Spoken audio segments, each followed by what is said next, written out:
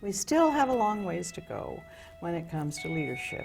Women have always led. It's the context in which they led that we aren't aware of so much. Women have always led in their local communities, and only lately have they moved out into a wider world and begun to claim what I would regard as their rightful places in leadership. After all these years, women got the vote in this country in 1920, and we still have only 16% women in Congress. We have a very tiny number of women at the top levels of corporate leadership, under 3% in that particular area. Now, is it growing? Yes, it's growing.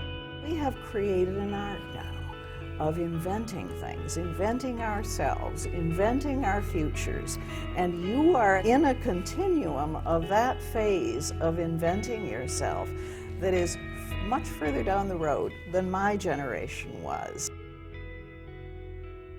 The first time I remember imagining anything was wanting to become a stewardess. Many women in my generation, at my age, wanted to become stewardesses. And forget all this stuff about Freud and sex and flying and all that stuff. It was about getting away. If you grew up in the 50s, you wanted to get away.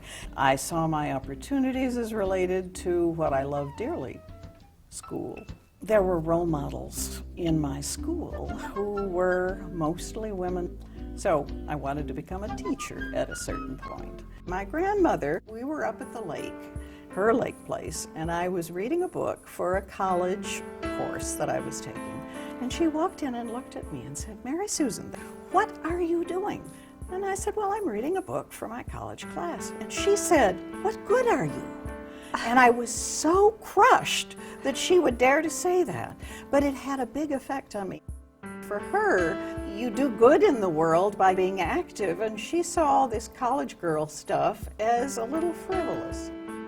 I can't say that I ever brooded on this or even gave it much thought until much later, really. I started thinking about the way the world was put together. I entered college as a political science major, and then I started taking history courses, and I realized that I liked, let's be honest, the stories.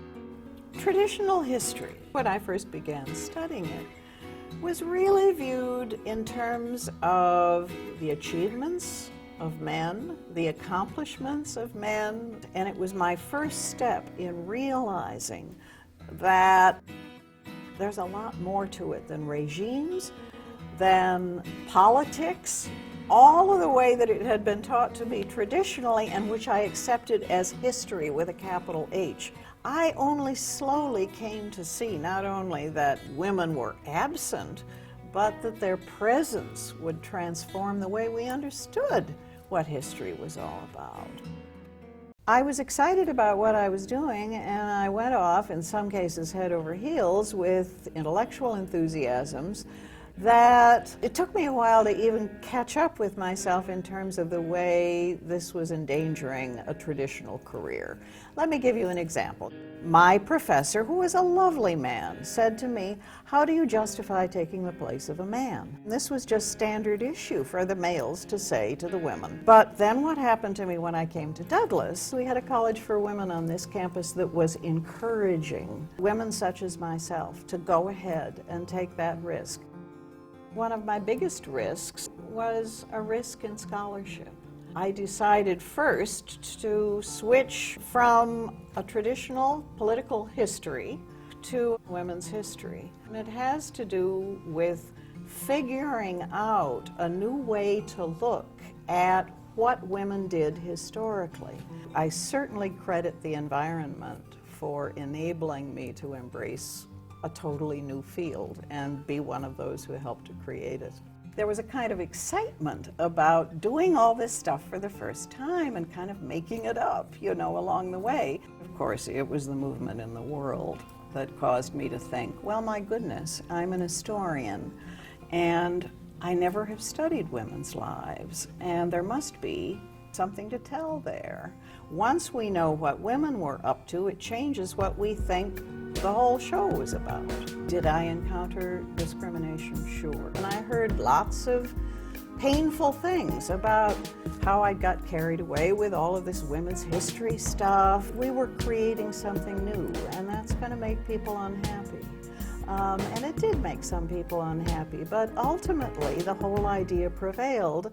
And now Rutgers has the strongest graduate program in women's history of any place in the nation. When I've been at Rutgers over 40 years, I was able to see the world inside Rutgers from very different places and to draw very different conclusions and lessons for myself about what I can do in this particular context and framework. I have been, since 1995, the director of the Institute for Women's Leadership. I see the IWL as an environment which is helping to nurture and support young women's aspirations. It's adding the experience of half the population to the decision making that goes on for the future. And that certainly needs to happen. Young people such as yourself have to make decisions much more consciously than even people in my generation did. It's partly good, it's partly bad. What's good about it is that you have more choices. What's bad about it is that you have more choices. And so it's a game in a way, but it's a much better game than even people in my generation had. For that, I envy you.